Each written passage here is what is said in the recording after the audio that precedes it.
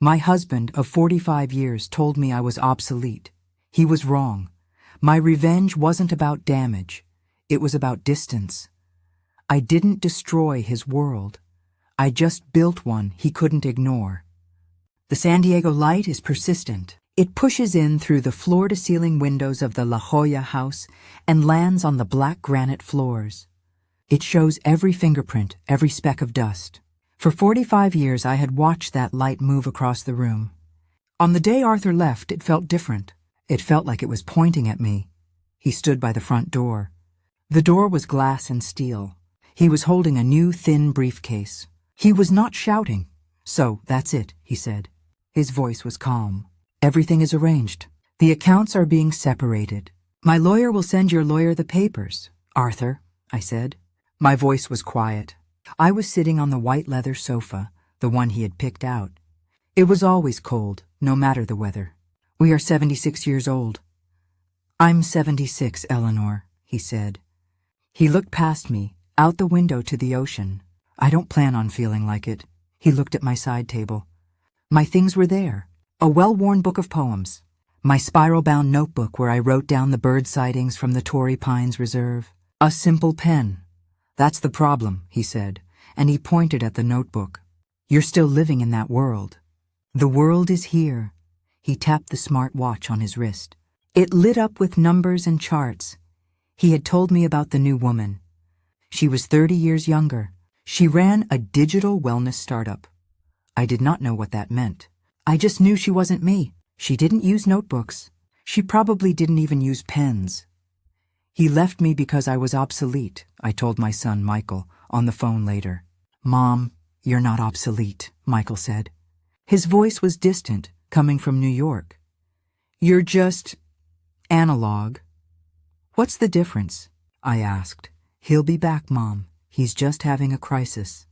But Arthur wasn't having a crisis. He was having an upgrade. He left. The big glass door slid shut with a soft hiss. The sound of the surf, usually a comfort, was just noise. The house was silent. Too silent. The hum of the servers in his office, the automated air filtration, the quiet click of the security system. These were the only sounds. He had managed everything. Our money, our travel, our home. He managed it all from his tablet and his phone. "The passwords are in the cloud file, Eleanor," he had said, as if I were a child. "Just have Michael show you." Michael was 3,000 miles away. I was here, I walked through the house. His scent was already fading. The smell of his expensive cologne was being replaced by the smell of glass cleaner and ocean salt. I went to his office. His large curved monitor was a black mirror. I saw my reflection. A woman with gray hair, wearing a simple cardigan, alone in a room full of technology I did not understand. I touched the monitor. It was cold. I went to the kitchen. The coffee machine had a touch screen. It had 20 different options. I just wanted a cup of black coffee. I stared at the icons. Espresso, lungo, cappuccino. I pressed a button. It made a grinding noise and then beeped at me. "Add water." I had just filled the water. I gave up. That night, the sun set. The house did not get dark. The lights came on automatically, timed to his old schedule. They were a harsh white color. They made the house feel like a hospital. A chill came in off the ocean. I went to the wall panel. It was a smooth white square. No knobs, no switches, just a glowing number. 68. Arthur liked it cold. I did not. My fingers hovered over the screen. There was an up arrow and a down arrow. I pressed the up arrow. The number stayed at 68. I pressed it again, harder, nothing. A small lock icon glowed in the corner. He had locked it. He had locked the temperature from his phone, wherever he was. I stood in the center of the huge, cold room. I was a prisoner in my own home, and he hadn't even left a key. I wrapped my arms around myself. I had to get out. I drove to Coronado the next day. I couldn't stay in the cold house. I left my sweater on the sofa, a small wool protest. I drove over the high bridge, with the windows down, letting the salty, warm air fill the car. I went to the beach. The sand at Coronado is different from La Jolla. It's wide and flat and white. Families were out. Children were laughing. I walked for a while, just to feel my muscles work. I sat on a bench facing the ocean. The Hotel del Coronado was behind me, big and red. I felt completely lost. I was a 76-year-old woman with a locked thermostat and a husband who had erased me. I needed to call Michael. I needed him to tell me how to find the password file Arthur mentioned. I needed him to fix the house. I reached into my bag for my phone. It was a simple flip phone. Arthur had always rolled his eyes at it. "It makes calls, Arthur," I always said. "That's all I need." I opened it. The small screen was black. I pressed the power button on the side. I held it down. Nothing. The battery was dead. I had forgotten to charge it. A wave of helplessness washed over me, so strong it made me dizzy. I was truly, completely disconnected. I couldn't even call my son. I closed my eyes for a second. The sun was warm on my face. The sound of the waves was steady. In, out. I opened my eyes. A young woman, maybe in her early 20s, was sitting on the sand nearby. She wasn't on a phone. She wasn't listening to music. She had a notebook open on her knees. It was a thick, simple notebook. She was drawing. She was drawing the line of the surf as it broke on the sand. She was quick, her hand moving in short, sure strokes. I watched her. She was focused. She wasn't looking around for approval. She wasn't taking a picture. She was just doing the work. Then I saw her pen. She finished a sketch and put the cap back on. It made a quiet click. It was a lammy, a black lammy safari. I knew it instantly. I had seen one in a magazine months ago. I had pointed it out to Arthur. I told him I liked the simple design. "What do you need that for, Eleanor?" he had asked. He hadn't even looked up from his tablet. "To write your grocery lists? A Bic works fine." He bought himself a new smartwatch that same week. I looked at the girl. She tucked the pen into the spine of her notebook and went back to watching the waves. She was analog, just like me, but she wasn't obsolete. She had a better pen. Something in my chest moved. It wasn't sadness. It was something hard. It was a decision. I stood up. My knees ached, but I ignored them. I walked off the sand, across the wide lawn, and up the wooden steps of the Hotel del Coronado.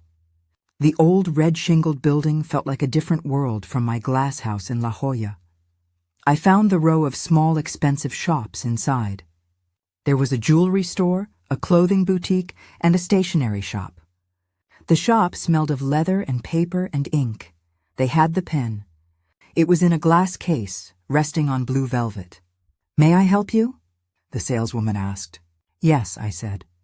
My voice was rough. "I'd like to see that pen."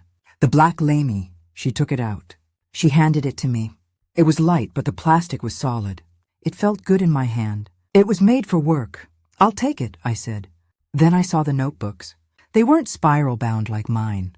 They were bound in dark blue cloth. The paper was thick and cream-colored, not thin and white. "And one of those," I said, pointing. "The large one." I walked out of the hotel and into the bright sun. The paper bag felt heavy.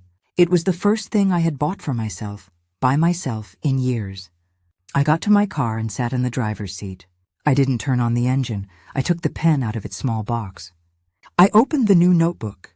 I touched the pen to the first page. It didn't have a list of birds. It didn't have a grocery list. It was a blank page. I clicked the cap onto the back of the pen. The sound was small but final. This wasn't a purchase. It was a plan. I returned to La Jolla. The house was exactly as I had left it, except the sun had moved. The light was now hitting the western windows. The thermometer on the wall still read 68. The air was still and cold. I plugged my flip phone into the charger in the kitchen. I waited. I stood and watched the small screen, waiting for the battery icon to fill. It took 10 minutes. I called Michael. He picked up on the third ring. "Mom, are you okay?" I saw Dad's email. "I'm fine, Michael," I said. "I'm at the house." I can't change the heat." He locked it. There was a long pause. I heard typing on his end. "Okay, Mom," he said, his voice strained. He said he put everything in a cloud file. "I just sent you the link. You just need to log in." "A cloud file?" "Michael, I don't know what that means. I'm on my phone." "No, you have to use his computer, the one in the office. Just open his email, click the link, and enter the master password." I don't know the master password. It's lahola76, he said, too quickly. He used it for everything. My age. He used my age as his password. I have to go, Mom. A meeting is starting. Just call me if you get stuck. He hung up. I walked into Arthur's office. The black monitor stared at me. I sat in his expensive leather chair. It hissed under my weight. I touched the mouse. The screen came to life. It asked for a password. I typed LAJOLLA76. The screen opened. It was his desktop. It was clean, organized. His email was open. The link from Michael was at the top. I clicked it. A new page appeared. It was called the Arthur Vance Hub. It had icons for everything: banking, stocks, security, and one called Home Environment. I clicked it. A floor plan of my house appeared. I saw the icon for the thermostat. It had a small lock on it. Admin lock, it read. Override? I clicked Override. A new box appeared. Enter admin password. I typed lahola76. The box turned red. Incorrect password. I tried again. Incorrect password. He had locked me out. He had left the master password, but changed the admin password for the house controls. He knew I would call Michael. He knew Michael knew the password. This was a second, smaller, meaner abandonment. I sat back. I looked at the screen. Forgot password? I clicked it. A reset code has been sent to the admin email on file. Arthur's email. I went back to his email. There it was. A new message. Password reset. I clicked it. I changed the password. I made it my own. I went back to the home controls. I logged in as admin. The lock icon vanished. I grabbed the digital slider for the temperature. I moved it from 68 to 74. I waited. I heard a sound. A thump from the basement, then the soft whoosh of air. It was the heater. Warm air began to blow through the vents. It was the best sound I had ever heard. I left the office. I sat on the cold leather sofa and waited for the room to warm up. I felt the chill leave my skin. I could feel my fingers again. I reached into my bag and took out the blue notebook and the Lamy pen. I went to the bookshelf and pulled out my old, spiral-bound notebooks. There were dozens of them. 45 years of data. Bird migrations from the Torrey Pines Reserve. Tidal charts I had drawn by hand. Bloom schedules for the native plants. Water salinity measurements I had taken at the cove. Arthur had called them doodles. I opened the new, clean notebook. I clicked the cap off the pen. I started to transfer the data. I wasn't just copying. I was organizing. I was cross-referencing. I saw connections I had never seen before. The tide levels did affect the bird counts. The salinity did change the plant blooms. It was a complete ecology of the coast, hidden in my messy handwriting. This was not a hobby. This was a life's work. I looked out the window. The moon was rising. The light hit the incoming tide, and the water looked like it was shining. I stopped writing. I went back to Arthur's office. I sat at his desk in his chair. The room was warm. I opened his computer. I went online. I didn't search for easy or beginner. I typed, best laptop for research. I found one. It was expensive. It had more memory than I would ever need. I bought it. I paid for next-day delivery. I had my data. I had my pen. Now I had a plan. I was going to put it all online. Not for him. Not for Michael, for me. I would call it the Silver Tide. The new laptop arrived in a plain brown box. I set it on the dining room table, a slab of gray metal, cold from the delivery truck. I opened it. The screen lit up. It asked me to choose a language. It asked for a password. It asked to connect to the cloud. I sat there for an hour, just looking at the setup screen. It was all new. Arthur's computer had been familiar. This was foreign. I didn't know the language. My hand went to my flip phone. I could call Michael. He could walk me through this in 5 minutes. He could remote in and just do it for me. That's what he had always offered to do. That's what Arthur had always let him do. I looked at the wall thermostat. It was set to 74. I had done that. I picked up my hand. I did not call Michael. I spent 3 days with that laptop. I read the online manuals. I watched video tutorials, squinting at the small text. I learned about operating systems and web browsers. The words felt thick in my mouth. I found a website that let you build your own site for free. It was called WordPress. It promised easy setup. It was not easy. It asked me to choose a theme. There were hundreds. Modern, minimalist, corporate. I just wanted a blank page. I picked the simplest one. White background, black text. I typed the name at the top, The Silver Tide. My first post was a failure. I tried to upload all 45 years of data at once. I scanned pages from my notebooks. They were blurry. They were crooked. I couldn't figure out how to arrange them. I spent an entire afternoon trying to change the font. I closed the laptop. I walked to the window. The ocean looked gray. I had made a mistake. I was a 76-year-old woman playing on a computer. I was exactly what Arthur said I was. Obsolete. I made a cup of tea. I sat on the sofa. I drank the tea. It was warm. I went back to the laptop. I deleted everything. I deleted the blurry scans. I deleted the welcome to my blog text. I started over. I opened my new blue notebook. I found my first clean, organized entry. Torrey Pines, Scrub Jay sightings, 1980 versus 2025. I had noted they were nesting earlier. I had noted the tides were higher on those same dates. I typed a simple title, Early Birds and High Tides at Torrey Pines. I didn't write about my feelings. I didn't write about Arthur. I just wrote the data. In 1980, the first nest was recorded on April 12th. The high tide was 5.4 feet. In 2025, the first nest was recorded on March 20th. The high tide was 6.8 feet. I wrote it all out, clear and simple.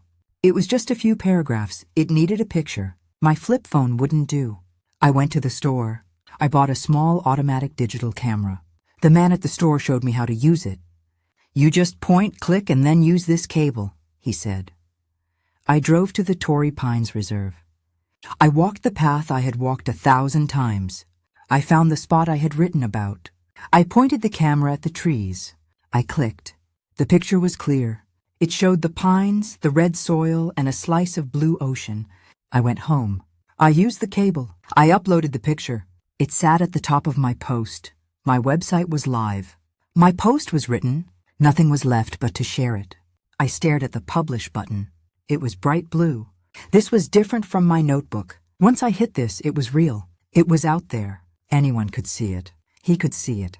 My hand was shaking. I didn't feel brave. I just felt cold again. I pushed the button. The screen reloaded. There it was. My name, my picture, my words. I checked it every day for a week. Nothing. No comments. No messages. Just silence. I felt foolish. Then, on the 8th day, an email arrived. It wasn't in my spam folder. The sender was Dr. Eris Chen, Scripps Institution of Oceanography. The subject line was, Your tidal data. My hand trembled on the mouse. I read the email from Dr. Eris Chen 3 times. It was short. Mrs. Vance, I came across your website, The Silver Tide. Your field notes on tidal patterns and scrub jay nesting at Torrey Pines are very detailed. I'm a postdoctoral fellow at Scripps studying coastal ecology. Your longitudinal data is significant. Would you be available to meet and discuss your methodology? Methodology. I had to look the word up. I thought it just meant how you do something.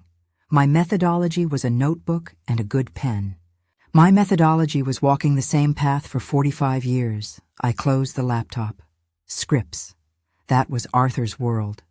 He donated money to Scripps. He sat on boards with their professors. He went to their galas. I had only ever been there as his wife, standing by his side, smiling. I was the woman in the nice dress, not the woman with significant data. This had to be a mistake. Dr. Chen probably thought I was someone else. Maybe he thought I was a retired professor. I waited a full day. I went on my walk. I took my pictures. I wrote in my blue notebook, but the email sat in my mind. What was I afraid of? That he would find out I was just an old woman? He already knew my name. I went back to the laptop. I opened the email. My hands were cold but steady. I wrote, Dear Dr. Chen, thank you for your email. I would be happy to meet. I am available tomorrow afternoon. I hit send before I could change my mind. he replied in 10 minutes. Tomorrow at 2 p.m. is perfect.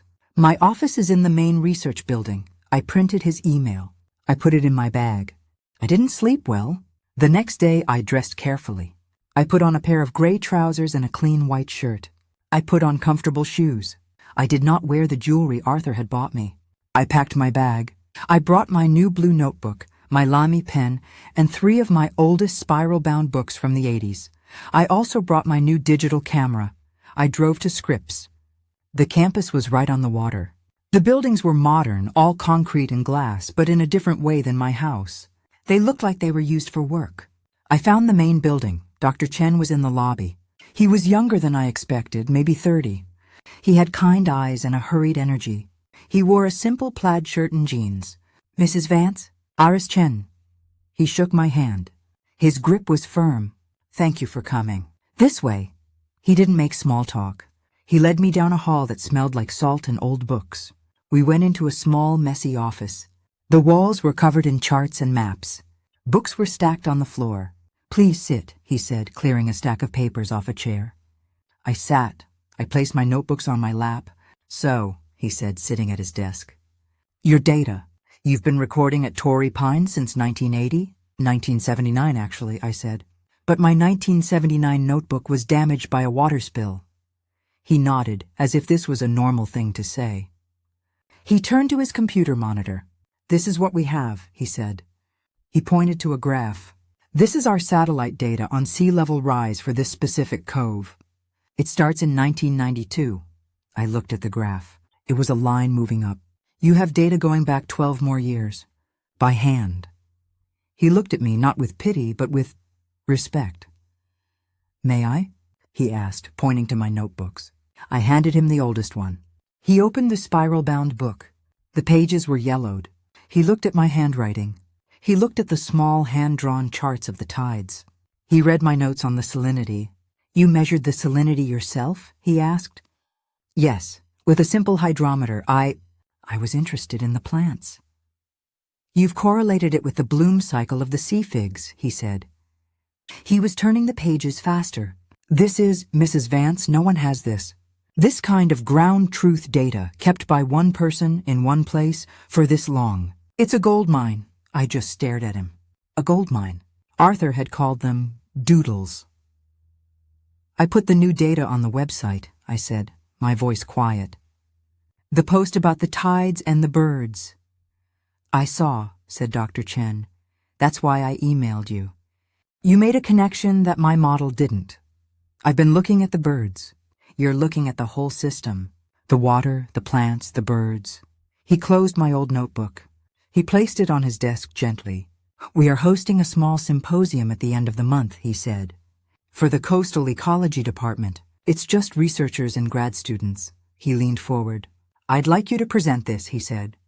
"Your findings. The silver tide, 30 minutes. "Can you do that?" I had 2 weeks. 2 weeks to turn 45 years of notes into a 30-minute talk. I sat at my dining room table, the new laptop open. Arthur's office was still there, but this table felt like my space now. The light from the window was better. I had to learn how to make slides. The computer came with a program. It was for presentations. I opened it. It was full of templates for business or marketing. I closed those. I found a button that said blank. I chose that white background. Black text, just like my website. I made a title slide. "The Silver Tide, Eleanor Vance." Seeing my name like that made my hands shake. I spent the first week just organizing. I went through my new blue notebook and all the old spiral ones. I pulled the clearest data, the bird nests, the high tides, the plant blooms. I made simple graphs. I used my digital camera to take pictures of my old notebook pages from 1980. Then, I put them on a slide next to my new data from 2025. The change was easy to see. Practiced the talk in the empty house. I stood by the window, speaking to the ocean. "Good afternoon. My name is Eleanor Vance." My voice sounded thin. I practiced again. I tried to sound like the woman Dr. Chen had invited. I tried to sound like I had significant data. The night before the symposium, my phone rang. I saw Michael's name on the screen. I answered. Mom? Hi, Michael. I'm here. Mom, I got an email, a newsletter from the Scripps alumni group. It listed a talk by you. His voice was full of confusion. Yes, tomorrow. It's a small talk. For the department. A talk? About what? The birds? The birds and the tides. My website, I said. There was a long silence. I heard him take a deep breath. Wow, Mom, that's incredible. Do you want me to fly out? I can get the first flight. I can be there. His offer was kind. For a moment I wanted to say yes. I wanted him in the front row. But I looked at the laptop on the table. The slides were finished. My notes were printed. No, Michael, I said. It was hard to say, but I said it. Thank you. But this is one I need to do by myself. Okay, he said slowly. Okay, Mom, I get it. Will you call me after? I will. I promise. Good luck, Mom. I'm really proud of you. I hung up. I was proud of me, too. The symposium room wasn't a large hall. It was a wide classroom. There were about 50 chairs and everyone was full. Most of the people were young, in their 20s or 30s. They had laptops open. They were talking and drinking coffee. It felt busy. Dr. Chen saw me at the door. He smiled and came over. Eleanor, you're here. Are you ready? I think so, I said. I was holding my printed notes so tightly the edges were damp. Don't be nervous, he said. This is your data. Just tell them your story, he introduced me. I'm very pleased to introduce our next speaker, Eleanor Vance. Some of you may have found her website, The Silver Tide. She has been doing independent field research at Torrey Pines for longer than some of us have been alive. Her work provides a vital new perspective. I walked to the front. The room was quiet. I stood at the small podium. I put my notes down. I looked out. 50 faces, all looking at me. I looked for Arthur. It was a reflex. He wasn't there. Of course he wasn't. He didn't even know I was here. I felt a sudden sharp relief. I picked up the small black plastic device. The clicker. I pressed the forward button. My first slide appeared on the big screen. The Silver Tide. Eleanor Vance. Good afternoon, I said. My voice was steadier than I expected. My name is Eleanor Vance, and for the last 45 years, I have been walking the coast at Torrey Pines. I clicked the button. A picture I took of the cliffs appeared. This is what I saw. I stopped looking at my notes. I just talked. I told them about the notebooks. I told them about the first day I noticed the birds were nesting earlier. I showed them the slide with the 1980 data next to the 2025 data. A small sound went through the room. A murmur. I showed them my tide charts. I showed them the pictures of the plant blooms. The birds are nesting earlier, I said, because the tides are higher. The higher tides change the soil. The plants bloom at a different time. The insects come earlier. The birds are following the food. I looked at Dr. Chen. He was nodding, his eyes wide. It's all connected, I said. The water, the land, the air. I wrote it down. I clicked to my last slide. It was just a picture of the ocean from my window. Thank you, I said. It was silent for one long second. I was sure I had failed. Then one person in the front row started to clap. And then the whole room was clapping. They were standing up. I just stood there. Afterward, I was surrounded. The graduate students came up to me, all talking at once. Your salinity data, it's amazing. Can I ask about your method for tracking the nests? Mrs. Vance, I can't believe you did this all by hand. Dr. Chen came through the crowd, smiling. Eleanor, that was fantastic. You have them all thinking. A young woman with bright red glasses held up her phone, showing me the screen. Mrs. Vance, your website is incredible. I just checked it. The traffic is exploding. Another student next to her looked up from his own phone. She's right. You're trending in San Diego. Trending? I didn't know the word. I just smiled and nodded, holding my old, worn notebook in my hand. My house in La Jolla is no longer cold. It smells like coffee. I learned how to use the complicated machine, and I found a setting for a simple, strong black coffee. The pot is always half full now. The house is no longer silent. Today, the dining room table is covered in papers. My blue notebook is open next to my laptop. Dr. Chen is here, and 2 of his graduate students. They come over every other week. We drink coffee and we look at the data. The salinity readings from the cove are higher this month, Eleanor, one of the students, a young woman named Sarah, is saying. She has her own laptop open. It matches your prediction exactly. It's the tidal surge, I say. I point to the screen. I made a new graph. It's happening earlier in the month than it ever has. Look. Dr. Chen is watching me, smiling. He sips his coffee. Eleanor has the best data on the coast, he says to Sarah. We're just here to keep up. The house is warm. The thermostat is set to 74. I have it on a schedule I program myself. My phone rings. It's a new one, a smartphone. Michael insisted on sending it to me after he saw the online version of the Union Tribune article. The article had a picture of me at the symposium standing by my first slide. The headline was, The Accidental Ecologist. I look at the screen. It's Michael. I excuse myself from the table. Hello, Michael. Mom, you have a minute? His voice is strange. I'm in a meeting, dear. What is it? A meeting? Oh, okay, it's just... Dad called me. I stop. I walk to the window. The ocean is calm today. What did he want? I ask. He saw the article, Mom. He saw your picture. He read The Silver Tide. He went to the website. I wait. I say nothing. He asked me. He wanted to know if you were selling your data. He wanted to know if Scripps was paying you for it. I look back at the table. Dr. Chen and the students are talking, pointing at my charts. They are excited. They are planning their next research paper, and my name will be on it. What did you tell him, Michael? I told him I didn't think so, Michael said. I told him I didn't think that's why you were doing it. That's right, I say. My voice is clear. I'm not selling it, Michael. I'm sharing it. He won't understand that. I know, I say. I feel a small final click, like the cap of my pen. I have to go, Michael. My colleagues are waiting. Your colleagues? Oh, right. Okay, Mom, I'll talk to you soon. I hang up the phone. I put it on the counter. Arthur finally saw me. He looked at my work, and the only thing he could think to ask was, how much is it worth? He'll never get the answer. He can't. I walk back to the table. Dr. Chen looks up. Everything all right, Eleanor? I sit down. I take a sip of my coffee. It's warm. Everything is perfect, I say.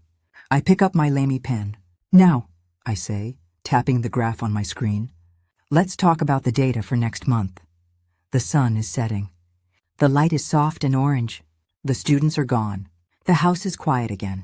But it is a different kind of quiet. It's a working quiet. I stand by the window, looking at the same view.